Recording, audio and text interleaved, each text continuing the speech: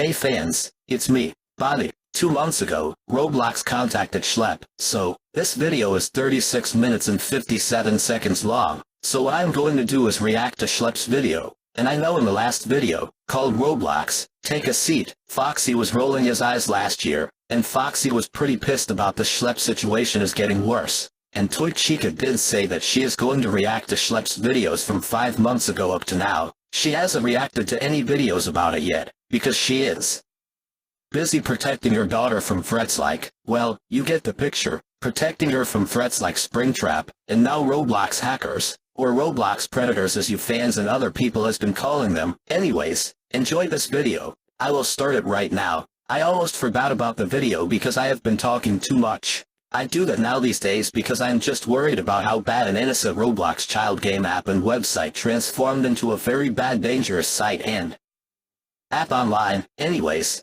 I will start the video. I know I said that, but here you go.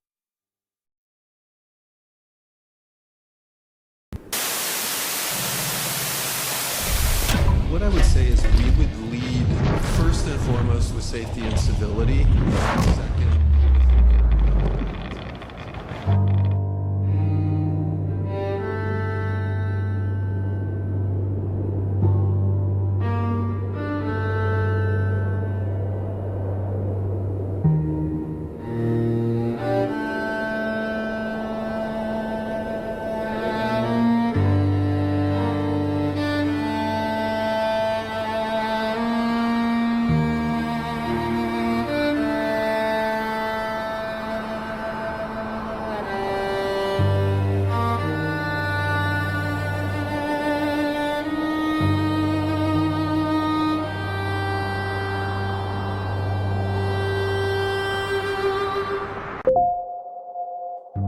It all started with this one email, one message. The same platform I was victimized on, the one I was fighting to make a safer place, they had just sent me a cease and desist letter, threatening to destroy my life. And you might be wondering, what crime did I commit? 6 predators on their platform are no longer harming their users, because I got them arrested in real life. I did the job that they should have been doing, and they repaid me by terminating every account I own, and saying they would sue me if I ever touched their site again. Before this, Roblox's safety failures were impossible to ignore. Predators roamed freely, reports went unanswered, and even employees were admitting that this was happening by literal design. That cease and desist didn't silence me though. All it did was confirm my darkest suspicions about the company, and well, it did for the rest of the world too. Because in the following week, Roblox's stock tanked by $12 billion. The Attorney General of Louisiana filed a massive lawsuit accusing them of putting profits over safety. Roblox aggressively pushed back, releasing statements after statements trying to discredit me. Roblox forced me out of the woodwork to defend myself, and I dropped a video refuting these claims. It exploded overnight, and it became one of the fastest growing videos in the history of Roblox. If Roblox sent me a cease and desist over a few videos getting over 1 million views, what were they about to do next? There was no next, no response, no statement, just silence. And that silence didn't feel normal. It felt intentional, calculated even. It felt like they were quietly preparing for something big, and at the time, I just didn't know what.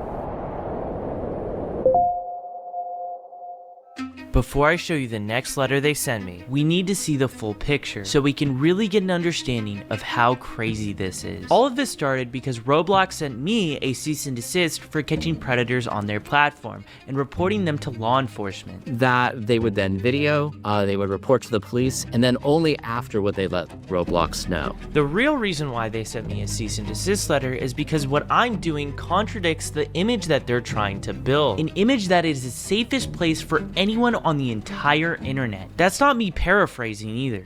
ultimately, Roblox is the safest place for anyone on the internet. We can say that safety issues are not widespread or systemic on Roblox. Our guiding vision is to create the safest, most civil community in the world. A lot of the negative press has come from things that have happened 5 years ago.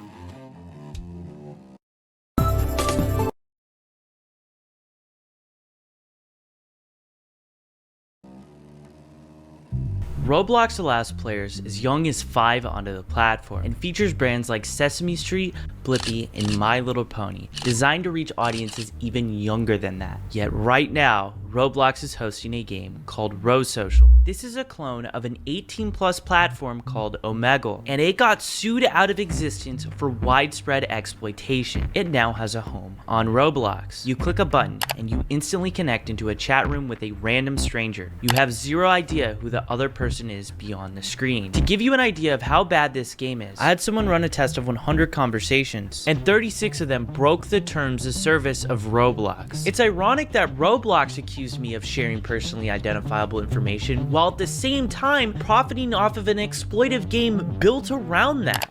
Quick update. I showed this game to a known Roblox developer with contacts. After seeing what this game allowed, he filed an official Roblox support ticket, and absolutely nothing happened. Because of this, he decided to go public, sharing how insane it was for a game like this to even exist in the first place. And only then did Roblox finally take the game down. By then, this game had already amassed over 2 million visits. Who knows how many people got exploited because of this game. It's also worth noting that Roblox allowed another Omegle style clone to reach a $250 million visits before it was finally taken down in June. But it wasn't taken down by Roblox. The developer of this game took it down themselves because there was so much exploitation going on in it. If the developers are the ones shutting down their own games because of that, that shows there is a severe and critical safety failure going on at this company. Roblox, as of this moment, allows and hosts a Tinder-style game called Friend Me. It was removed 2 years ago, and yet Roblox allowed it to come back under a new name. It works exactly like Tinder. Swipe left to skip, swipe right to like. And if you match with them, you get put in a private chat where, to nobody's surprise, the exact same activity takes place. This is only a small amount of the widespread exploitation issues taking place on Roblox. No matter what age, what type of player you are on Roblox, at the minimum,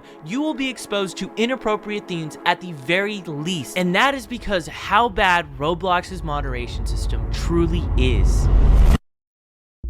Roblox is actively funneling their users onto a platform called Discord, one of the most unsafe, unregulated spaces on the entire internet. All you have to do is click a button, zero warning about what is taking place on this platform, you are entered into one of these servers. Roblox and Discord's relationship can only be seen as business partners. They're not only directly integrated into each other's platforms, Roblox has actually gone as far as to buy software on Discord. Roblox and Discord are named as defendants in multiple lawsuits because people have been hurt because of this. Roblox loves to tout around about adding 100 new safety features this year. Well, I had someone put these safety features to the test. New account, youngest age possible, every single restriction turned on, and chat disabled. You think you'd be safe, right? Not even close. What you're looking at is pixels, because beyond that point, it is too graphic to even show or describe here. And Roblox's own algorithm recommends games like this to their own users. Their parental game blacklist caps at 100. Mind you, there are millions of games on this platform. There's no avatar controls, meaning whatever another person creates, you can see. Roblox doesn't have a comprehensive reporting outcome dashboard. Roblox doesn't have a whitelist feature, allowing parents to only select a certain amount of games that their kids can play. YouTube Kids literally has this. And their own employees at the company have stated safety features have been denied because it hurt engagement. Then there's the awful Roblox reporting system. We've sent Roblox reports of predators through their system after felony arrest, and in multiple cases they refused to act until I made videos. Ask anyone in the community. People have lost faith in the moderation system entirely. Their own numbers show one of the lowest moderator to user ratios than any other major social media platform. And just remember, those other platforms aren't marketed to the youngest demographics online. They claim a lot of the negative press has come from things that happened 5 years ago. The major situations creating the biggest buzz have happened within the last 1 to 2 years. And the person who said that, she works for Roblox, while sitting on multiple councils shaping online safety policy. Lawsuits against Roblox have pointed out this insane conflict of interest, influencing safety legislation while working for the company under scrutiny. But this is the core of Roblox, a billion-dollar company that calls itself the safest place on the internet for anyone, while knowingly hosting, profiting, and ignoring one of the most dangerous ecosystems on the internet. To get a full grasp of everything, we need to start by assembling a timeline. This was the last video I did regarding a Roblox predator I caught. In this video, I talked about how Roblox was a suppressive company towards people calling out their moderation. Ironic because 15 days later, Roblox sends me a cease and desist letter. They banned every account I own, including ones that go back to when I was a little kid, and Roblox threatened to sue me for computer fraud if I ever touched their site again. The next day, I released the news, and for 3 days straight after it, it was trending on Twitter. Calls for boycotts, TikToks, videos. For a short while, it became the topic of the internet. But behind the scenes, I was talking to law firms, and I officially retained SGGH and Milberg. This law firm in particular is representing 1,000 clients between Roblox and Discord abuse. On the 14th, with my law firm, we put out a statement. We pointed out the pure irony of this cease and desist and that SGGH was representing my claims against the company. In this statement, it was also revealed that Chris Hansen was creating a documentary on Roblox and that he got in touch with me to show his support. And on the same exact day, Louisiana Attorney General Liz Murrell filed her giant lawsuit against Roblox. In this, she pointed out games that I mentioned in my predator catches. That if Roblox heard me out, this lawsuit might not have even existed. The next day, my law firm sent a letter to Roblox. We broke down how unjustified and unfair this ban was, and how Roblox was never giving this sort of treatment to any predators on their platform. We also said that any form of communication must be routed through my legal counsel, and how if Roblox did try to pursue anything, that my law firm would fight tooth and nail under California's anti-SLAPP laws. Roblox's law firm responded that they received the letter, and that was it. That was the last communication we had with them up until this point. It's also worth noting during this time frame, Roblox was putting out statements after statements, going as far as to compare me to actual predators. They labeled my work as vigilantism, claiming I was taking the law into my own hands. But the truth is, law enforcement themselves have publicly gone on record in public statements that they're grateful for people like me who step forward and give them evidence, which ends up resulting in an arrest. As of right now, videos on my channel have resulted in people being put on the registry, and the only ones taking law into their own hands were the police. They were the ones placing the handcuffs time and time again. But anyways, back to the timeline. This is when my video dropped defending myself against Roblox's baseless allegations. The anger online reached its maximum capacity. It had just passed the threshold for the company. Their stock dropping, lawsuits, news outlets, an entire online movement. What were they about to do next?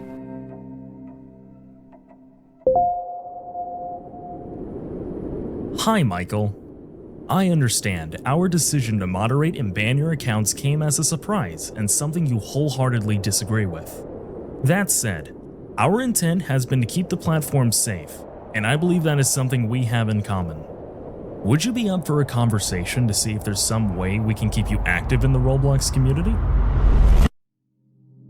Since the very beginning, I had been begging Roblox for a direct line of communication. Just one person inside of the company who would listen to me. Time after time, they ignored me. I told them how I was victimized on their platform, how I was trying to help make it safer, and how I had evidence and information that they crucially needed. Never once did they hear me out. Then, after them threatening to sue me for computer fraud, an entire online movement, and them losing $12 billion in market value, they finally decide to hear me out. They had the nerve to say we share the same interests. Really? Because in your response to me, the CEO was defending the game Meep City. And in this, they said it wasn't the developer's fault, even though he was enabling these features and has publicly made statements like this. This game has 16 billion visits, and it's been one of the biggest safety problems on the platform for almost a decade now. To prove how unsafe this was, one of the biggest Roblox content creators joined this game, and within 4 seconds, they were exposed to inappropriate stuff. This was the game Roblox was defending. We're supposed to believe you guys care about safety?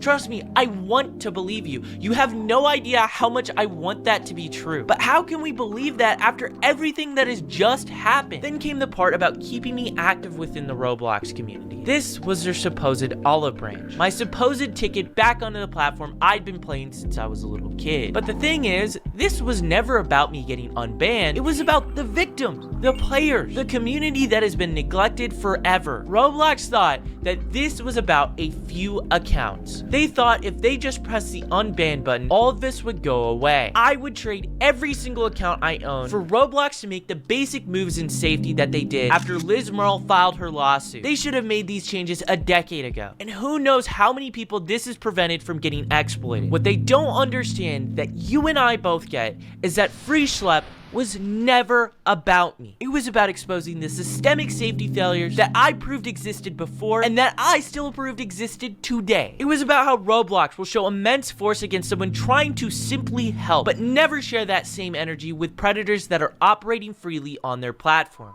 And it's also worth considering the person who wrote this email wasn't just Roblox, it was Matt Kaufman. Matt Kaufman was just comparing me to actual predators. But in this, he insinuates bringing me back onto the platform. That's how disingenuous all of this reads. But none of this at all compares to the biggest red flag in all of this. Going back to the timeline, when we responded to Roblox's cease and desist, we explicitly wrote them that all communication must go through my legal counsel. This email was sent directly to me through the 2 emails that they sent the cease and desist through. Matt Kaufman went behind my lawyer's back to directly contact me. This wasn't just insanely inappropriate, but it was also really suspicious. This, at the end of the day, was just a PR war for Roblox. I had to consider, was this a possible trap? Were they trying to bait me? Something just reeked so fishy about this, and I wasn't gonna go into this blind. As of this very moment, I'm still open to talk to Roblox about how they could fix safety problems, but one key thing needs to happen. It needs to be in good faith, and I needed to make sure this email was actually in good faith. So before I did anything, I waited for one thing in particular. I wanted to see the next statement Roblox would make about me, because if they believed my intentions were good, then logically, if they were acting in good faith, they would stop lying about me in the media. To nobody's surprise at all,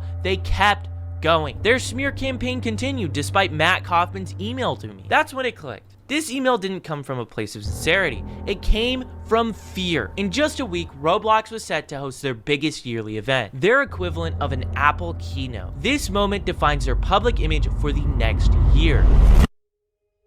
At the same time, David was on stage at this event. I was going to be on stage with no other than Chris Hansen, also a detective who's actually worked on Roblox predator cases, and my lawyer. Roblox releases their statements claiming they have experts. It's only what they're claiming. For me, the people who had my back were real. Do you know what Roblox is? Because if you don't, your children do. And if you've been following this on social media, you will know this next young man I'm going to introduce, Michael Schlep.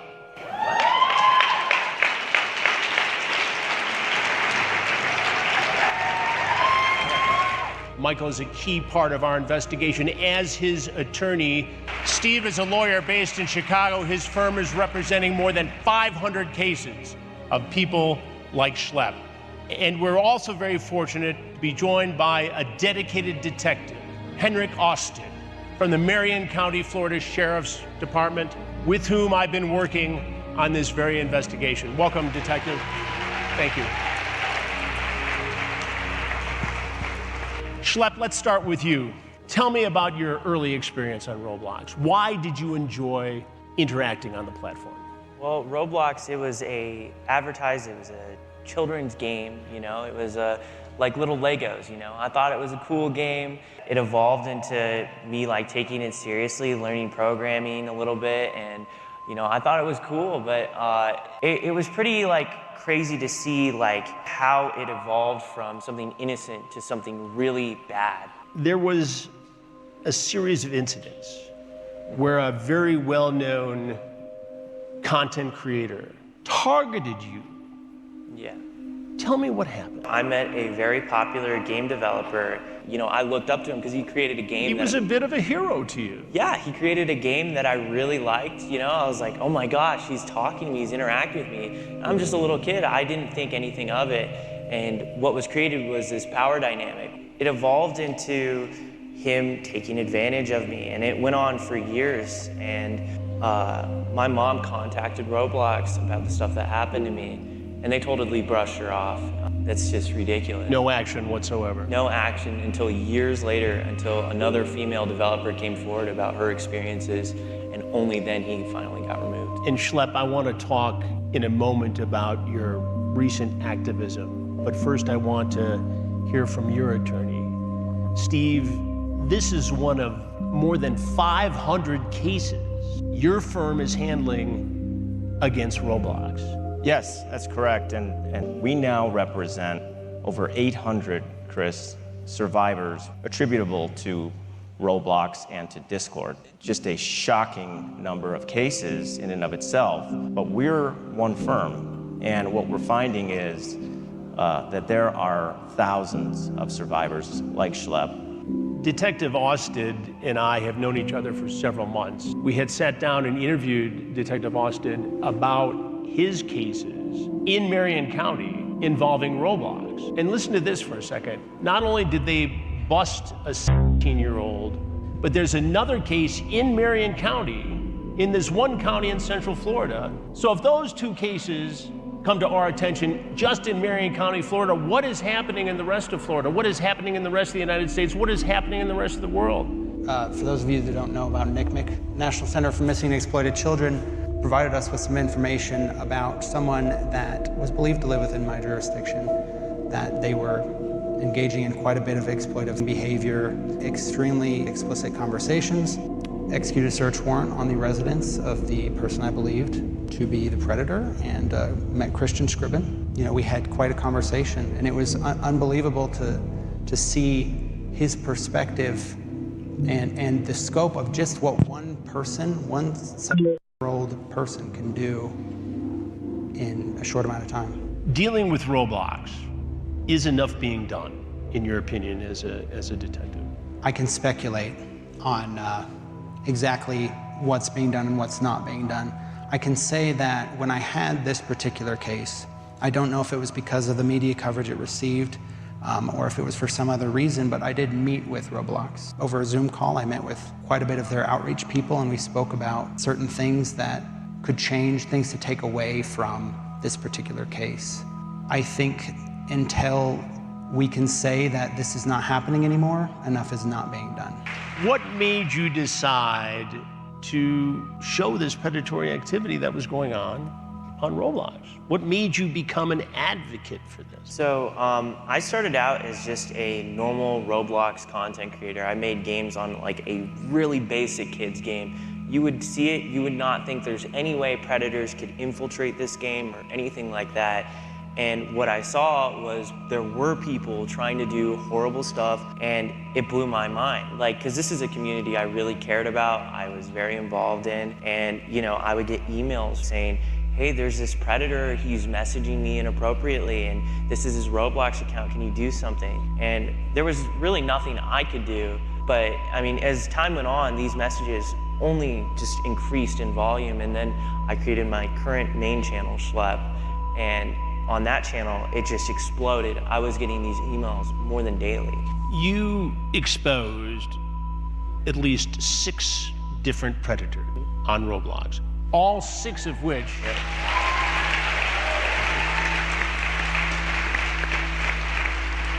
all 6 of whom were prosecuted by law enforcement.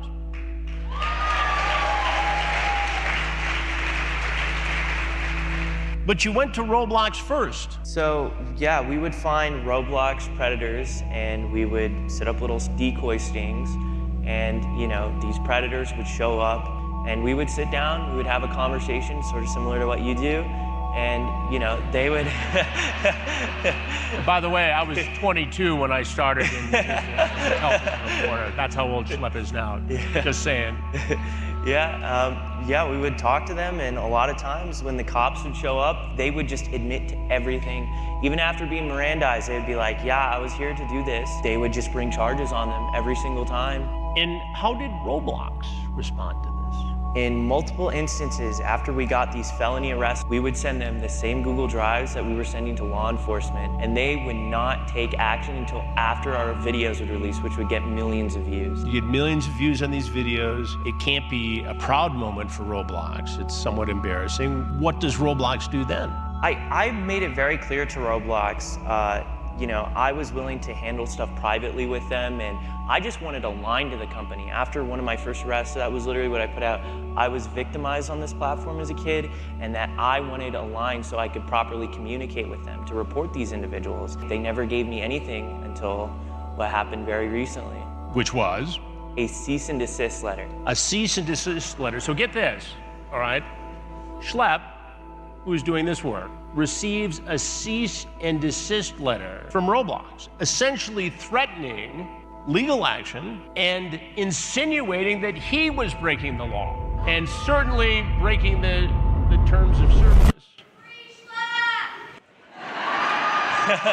With Roblox. They had an opportunity to make Schlep a partner, an ambassador of moderation, of safety, and instead what we're seeing is Roblox has its public-facing actions, which are very, flowery, positive statements about everything it's doing about safety. And behind the scenes, they're trying to silence critics. They are removing content that Schlep and others have identified from their platform to cover their tracks. And they are trying to move cases that have been filed, including cases that we filed, into confidential arbitration, where public scrutiny of the choices they made, of what they knew when they knew it, would be completely impossible. Is this arbitration a normal part of dealing with a case like this, or is this a way to hush people? It's a way to hush survivors' assault. It's something that the United States Congress in 2023 decided through legislation that they were not going to permit. But it's not even just a question of law, because we're confident we're going to beat down the arbitration provisions, but it's a question of values for Roblox. What are Roblox's values? And they have core values that they represent to the public. And I can tell you, if you go look them up, they're the complete opposite of pushing minors into a confidential arbitration. Detective, I don't want to put you in a position to give away tradecraft, because this work you do is so critical and so important, and we've had the benefit of seeing you in action. But based upon your work, going after predators and people who exploit children, are you surprised at the level of predatory activity on this platform? I'm not surprised based on how it is set up. I am shocked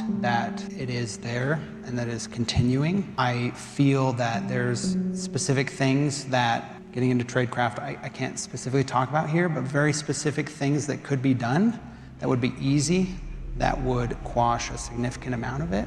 I know that information has been relayed by myself and other investigators. So you and other detectives have shared your thoughts about this based upon real-life investigative experience to the company, to Roblox. Yes, and they facilitated those interactions, which, on the one hand, that's fantastic. I meet with them, we talk about a few things, they say, okay, we'll have to get with our people. I'm at another interaction several months later, and the same things are brought up by other people, and the reaction is the same. Oh, these are great ideas. The same people I spoke to several months ago. I don't know what's happening behind the scenes. All I know is the of children is continuing. It's continuing as we sit here on this stage, even though you and others have given suggestions, concrete steps to prevent it from happening. Detective, what do you say based upon everything you've learned, everything you know about the activity on this platform? What do you say to parents?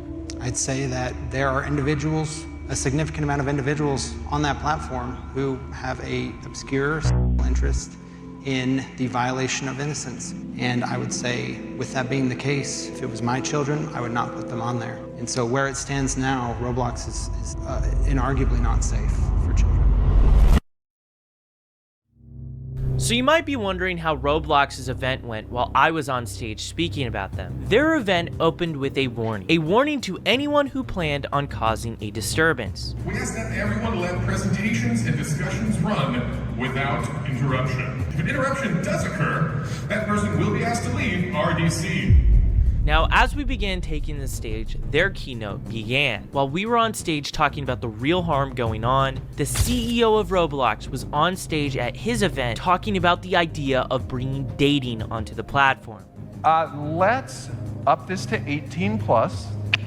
So this one's controversial, but here's what. This is while multiple lawsuits are being filed against Roblox every single week. Instead of addressing those cases, they are on stage at the exact same time we are, entertaining the idea of turning this app primarily played by kids into a dating platform. Then Roblox went ahead and rushed out a brand new panel to deal with all the outrage, to show how transparent they're being towards safety. And during the entire session, the word predator wasn't even mentioned once. They talked about safety while single-handedly ignoring the biggest safety problem on their platform. What do you call this other than PR theater? None of this remotely compares though to what happened when a CNBC journalist confronted the CEO at RDC about me live on television. Now let's talk about safety. This is you did have a new safety announcement this year. The age estimation, basically, That's right. Someone takes a selfie, they could see it. At the same time, there was the Louisiana Attorney General's lawsuit against you. There's also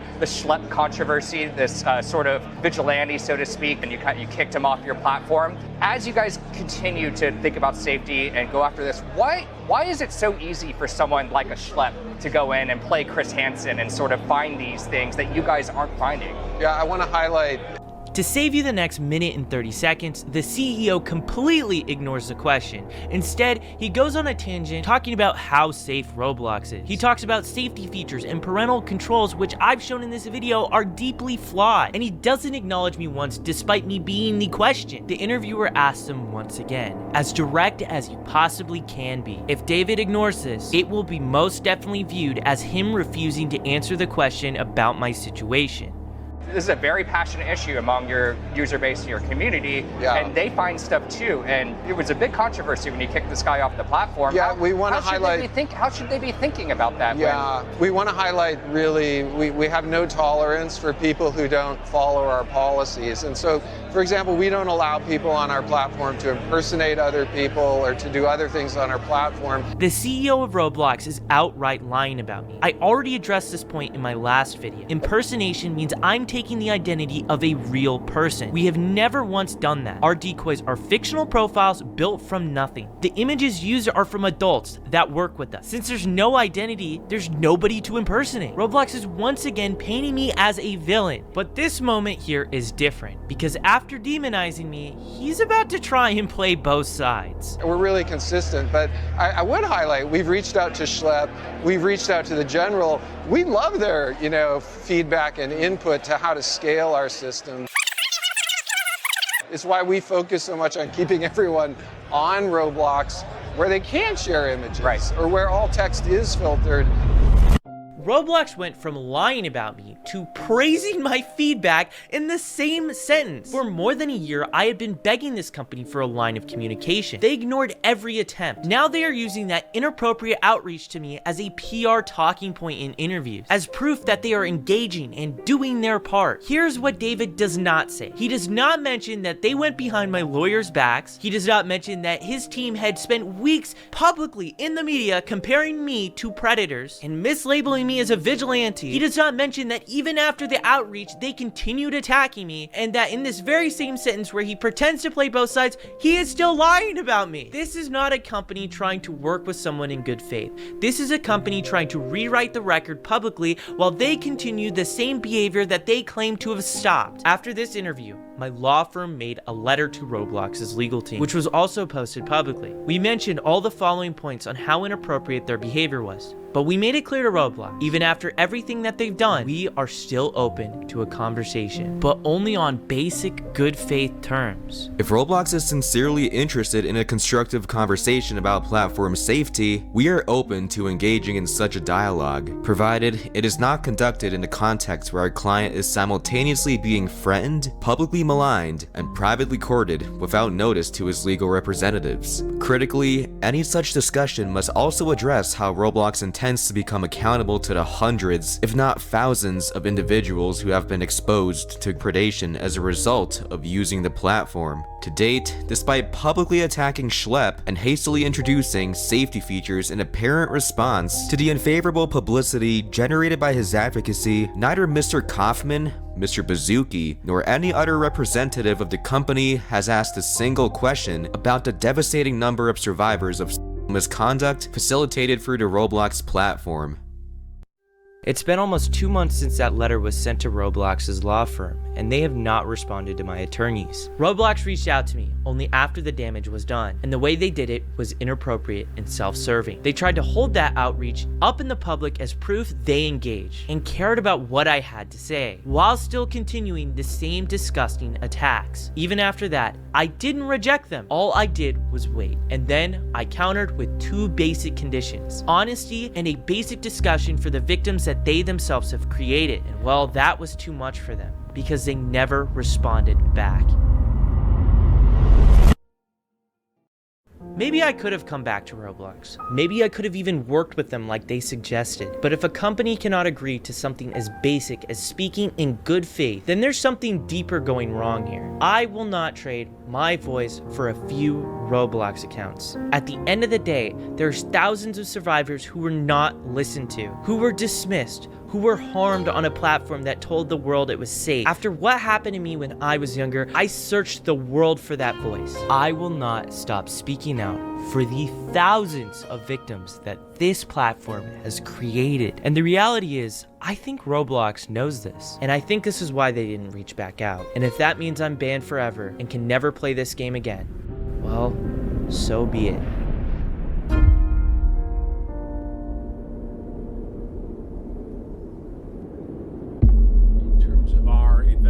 Our documentary, we've been, as you know, trying to schedule a sit-down interview with somebody from Roblox to discuss all of these issues in a very open and honest environment. And thus far, they are refusing to sit down for an interview. And when I pressed as to why they wouldn't want to sit down, a spokesperson told me it was because I interviewed you and the Louisiana Attorney General. The irony of Roblox going on live television saying they value the feedback from me and the state attorney general, and then turning around and refusing Chris Hansen's interview, that can only be viewed as pure dishonesty. In just the last month, during a Senate Judiciary hearing, a whistleblower from another company called out Roblox for their massive safety failures. Florida has now issued a criminal subpoena against Roblox, officially putting them under criminal investigation. Texas has announced a sweeping lawsuit against Roblox. Kentucky and other states have filed lawsuits too. And in Kentucky's filing, my name is mentioned 13 times. They even mentioned me in the press conference. They cite safety issues that I've been bringing up since before my cease and desist, and highlight how I've been calling it out. On Fox News earlier this month, David was asked about me again. He ignored the question about me, but then he tried to shift the blame onto other social media platforms, which of course he didn't name. But mind you,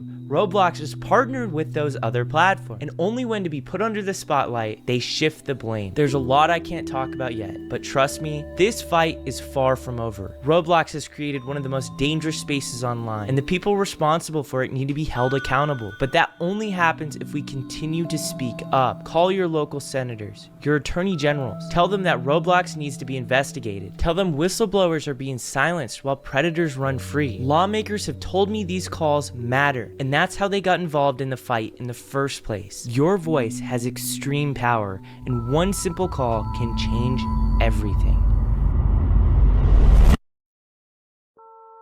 I quickly want to give a shout out to these amazing people you see on your screen. If you want to go the extra mile and help support the work I'm doing, you can go over to Schlep.tv. Alongside this video releasing, I'm going to have an insane exclusive predator catch that I'm releasing over on Schlep.tv. And I did it with the YouTuber Oma in North Carolina, and it is a pretty crazy one. So if you want to go watch that and support what I'm doing, you can go check that out. Anyways, I want to thank you for making it this far in the video, and I'll see you in the next one.